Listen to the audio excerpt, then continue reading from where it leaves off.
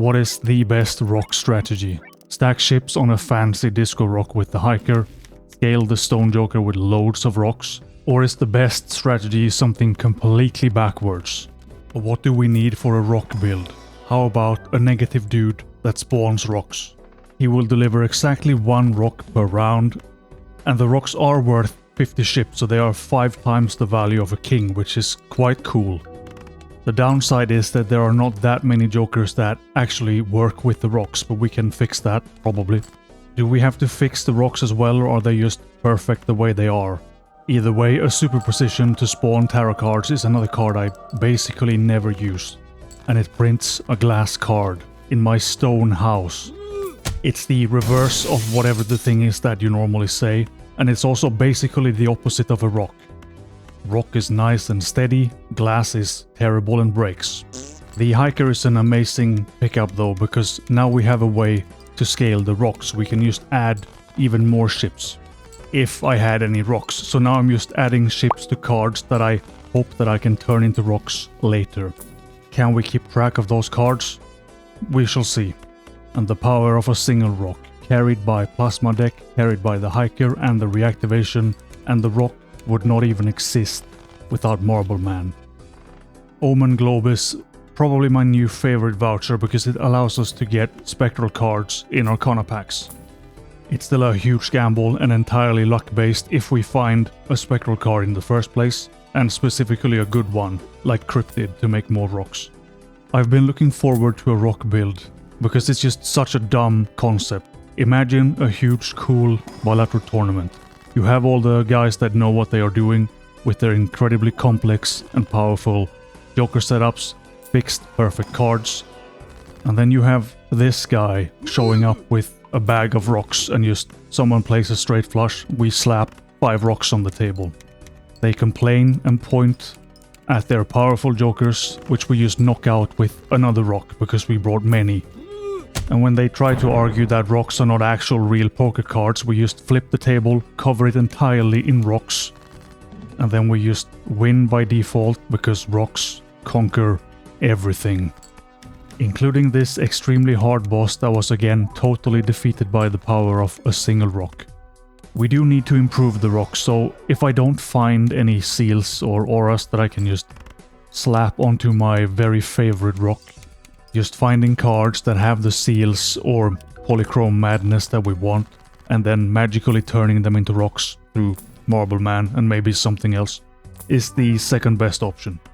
A wheel actually landing on the Stone Man is something I'm going to take as a sign that this is what we have to do. Sadly, it's not a polychrome effect, so maybe it's just a bad omen instead. Either way, we commit to the rocks.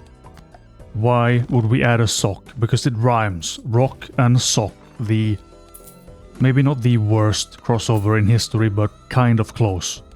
Because we have no way to actually reactivate the rocks normally. We need a red seal, and that would be it. So instead I actually, for now at least, get more value by just reactivating the hiker and playing that on all the rocks to stack ships.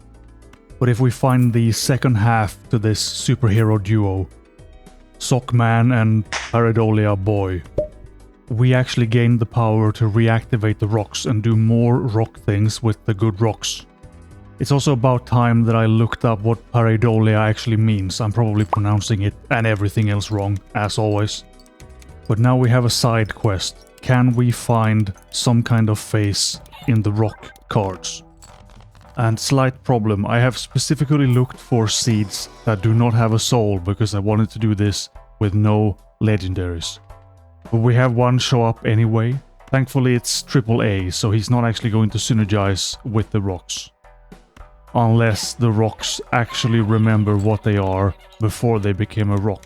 So would a rock that was previously a king now be a rock king, and it would activate based on whatever things worked with kings? I'm basically 100% certain that nothing works that way, but we can still with Paridolia have the rocks pretend to be generic face cards, and if they don't work with things that trigger off kings and queens, technically they would be jacks. It's also fantastic that we find a faceless negative joker in a deck that should be not a single face, rocks only. So this guy gives us cash if we discard more than 3 face cards at the same time, which will now work with literally anything we discard. It's another very niche money strat, the Faceless face rocks. I'm also wondering how the idol works with this. Again, I don't think the rocks will ever trigger it, but say that we had a deck of only rocks. Will the idol still pick a card that was previously a real card but is now a rock? It had chosen King of Diamonds in the shop, for example, and I might still have one of those in the deck. So if the King of Diamonds is now actually a rock, he's been petrified by a Jimbo Medusa or whatever, the idol would still, I assume, pick the King of Diamonds, but it would not trigger when that card is played. I don't really know if we can test this. It would be possible if we only had one card, a King of Diamonds, and we made a million copies of that, so we know that we only have one card. But it's still just a lot of science for something that is ultimately useless either way, because it just should never work. Now we don't have enough score because of this boss, or because of me, because I sold the Stone Joker to greed more ship stacking with the hiker. Still, that's 1.3 million from a hand of rocks, and we are just getting started. Hit subscribe to see how far we can push this. But we had pretty mediocre rocks. They were literally only rocks slightly boosted by a hiker. No polychrome, no red seal, none of that stuff. So we need a different start. I'm actually questioning Marble and Stone Joker, which really is the main combo when you think about rocks. One will create rocks, the other scales with rocks. And still, the 2 rock specialists are among the worst jokers you can have for an actual cool rock build. The one advantage with Marble Man is that he actually reliably delivers rock. Finding a tarot rock power card should not be that hard, but when it is specifically the one thing you need, it likes to hide. And now we have a cool rock that we can turn into 3 cool rocks, and then we can reactivate the hiker, invest in the disco rocks, and hopefully we have a way better build. There is also still synergy because Stone Joker will apply more ships, which the hiker also does, and the rocks. It's just that 25 ships for adding 1 more rock, when we can get to a point where we can reactivate the rocks 5 times maybe, and we can stack each single rock to a couple of 100 ships. So is the Stone Joker worth bringing over 1 more blueprint, for example? We also have the slight problem that the more rocks we add, the harder it will be to find the specific rocks where we have stacked the most ships.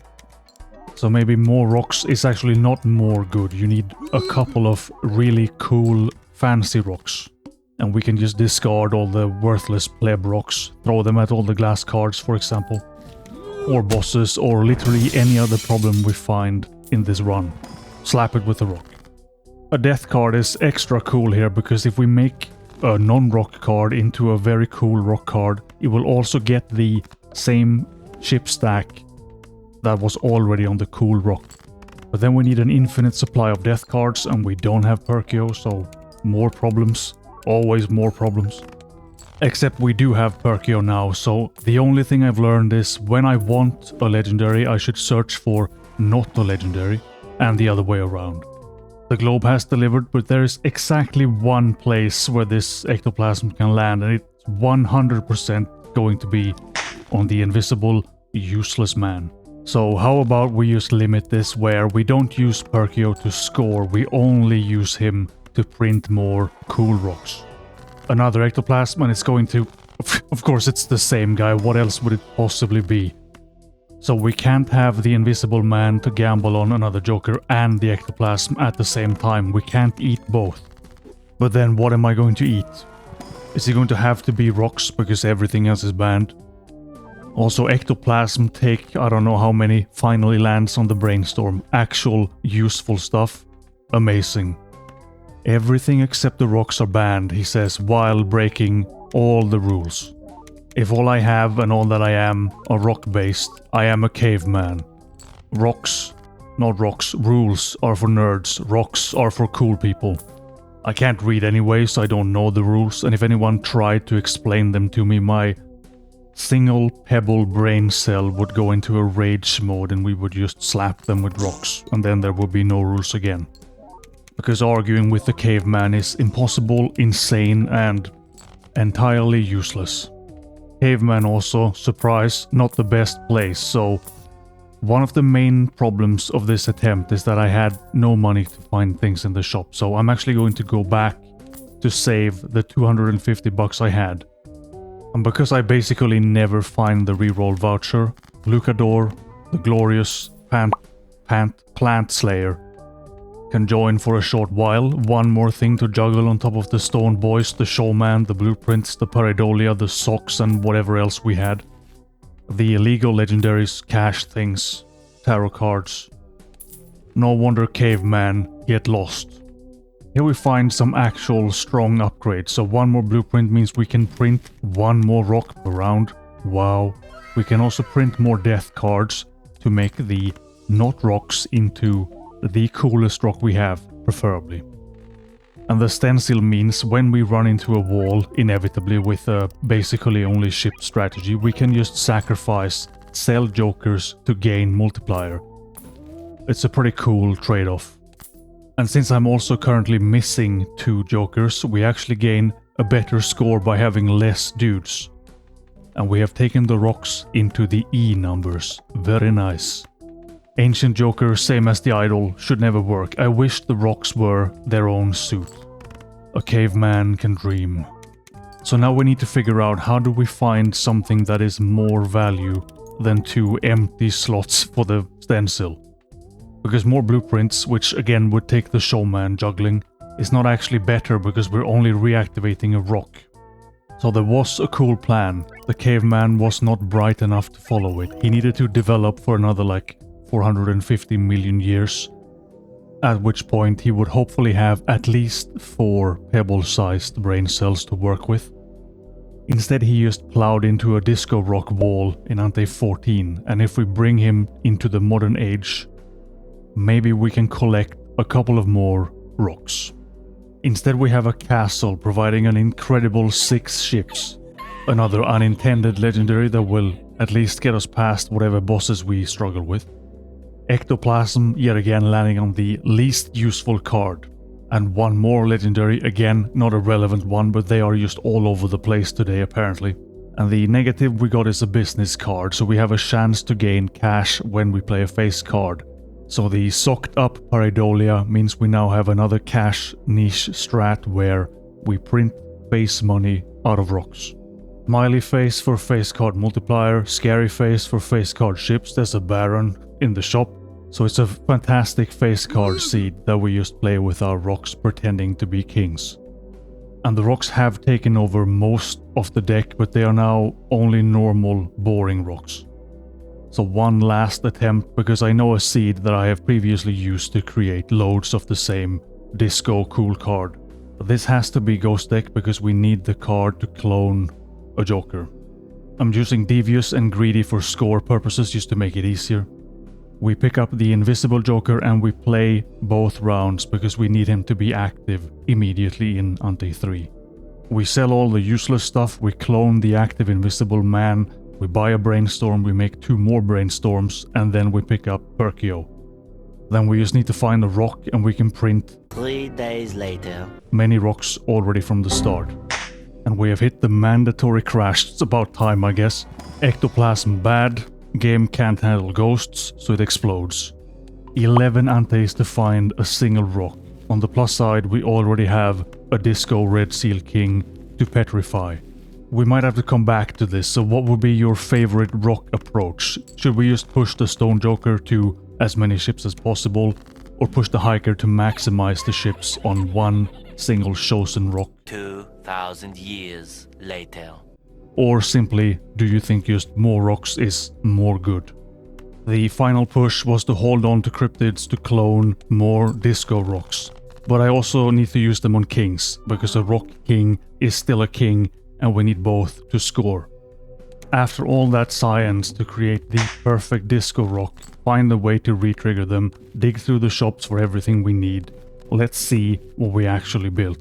We have 174 disco rocks and the kings are debuffed, so technically it's only rocks. An even more stacked king is this wee joker that we dragged all the way to Ante 39. That one is up next. Thank you for watching.